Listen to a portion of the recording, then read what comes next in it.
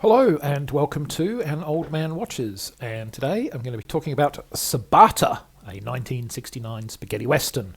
And this film begins with a group of thieves who are disguised as soldiers stealing a safe that contains $100,000 of the army's money. As part of this, as part of this caper, they actually use the novel mechanism of having a pair of acrobats vault up to the building's second floor and enter from there. Get used to this kind of concept of novel characters because it's a feature of the film. The thieves haul the vault away in a wagon, but they have the misfortune that their crime has been witnessed by the steely-eyed gunslinger Sabata. He chases the criminals down, and in a display of freakishly accurate long-range shooting, he guns them all down. As you might imagine, that earns Sabata a tidy reward, but rightly suspecting there's more to the robbery than meets the eye, he hangs around in case there's more money to be made. Now, of course, that payday is not going to come easy, as the men behind the crime aren't going to give up without a fight. They go on to hire a succession of memorably idiosyncratic assassins to attempt to kill the man with the ice blue eyes. But Sabata has plenty of allies and tricks of his own, leading to an ever-escalating battle of wits, wills, and firepower.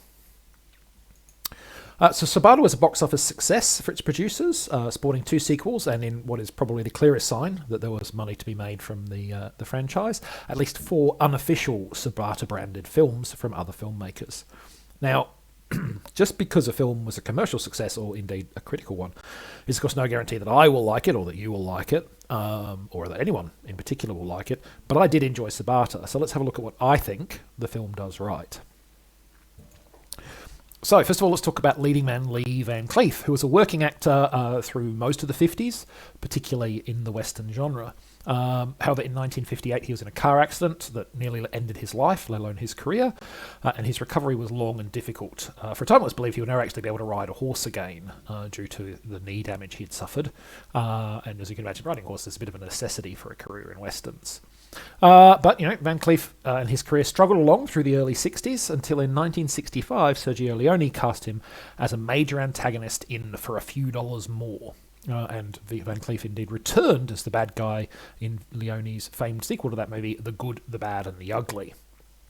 This led to him becoming a pretty major star in spaghetti westerns, and Sabata was one of the many leading roles he would land as a result. And he's an excellent choice as the taciturn gunslinger. He provides Sabata with real physical presence, an icy blue stare, and a laconic style that combine to form a memorable character. And, a convincing portrayal like this was vital to the film's success. The film is asking us to believe that Sabata is quite the badass. And you needed somebody who was going to sell that, and Van Cleef does. He really does come across like extremely capable individual that he needs to come across as. So, spaghetti westerns have spawned a number of famous anti-heroes and heroes. Clint Eastwood's Man with No Name is probably the most famous, and Quentin Tarantino's favourite is presumably Django, given that he made a Django movie. But if I were a betting man, I'd lay money on Robert Rodriguez having a soft spot for the steely-eyed Sabata. There are just so many moments and embellishments in this movie that evoke a sense of Rodriguez's films that I find it hard to imagine he never saw Sabata. From the quirky and chaotic characters to the funky gadgets, I defy you to watch this movie and not see parallels with Desperado. It's got the same sort of gunslinging monosyllabic drifter as its main character. It's got the same sort of quirky and idiosyncratic assassins that he comes up against. It's got ever-escalating chaos that their clashes leave in their wake. And heck, it's even got a guy with a gun concealed in a musical instrument, which, is kind of Desperado's whole jam, really.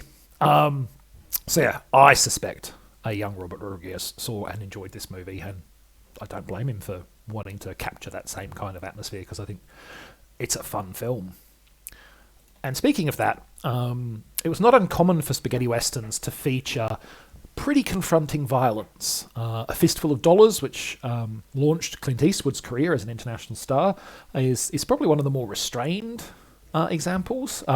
It intimates more unpleasantness than it actually shows on the screen, but it still features some depiction of sexual assault, as well as a pretty uncomfortable scene where Clint Eastwood's character is beaten and mocked. Django infamously went much further. There's scenes of torture and mutilation that meant it struggled to find a US distributor. It was not actually able to do so for 5 years.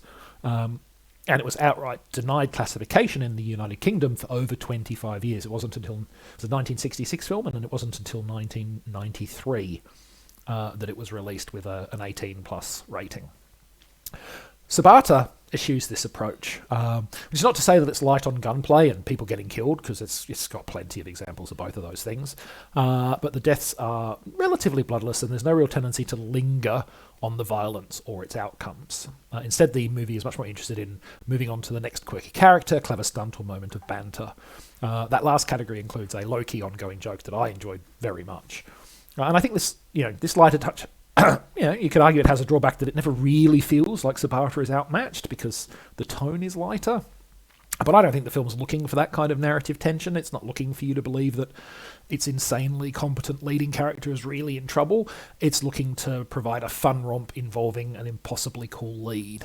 And on that front, I think it really does deliver. I had a good time watching it, and I think a lot of other people will too. So that's Sabata. Next time, we're going to go a long way forward in time to 2013 for the fantasy action romp Hansel and Gretel Witch Hunters.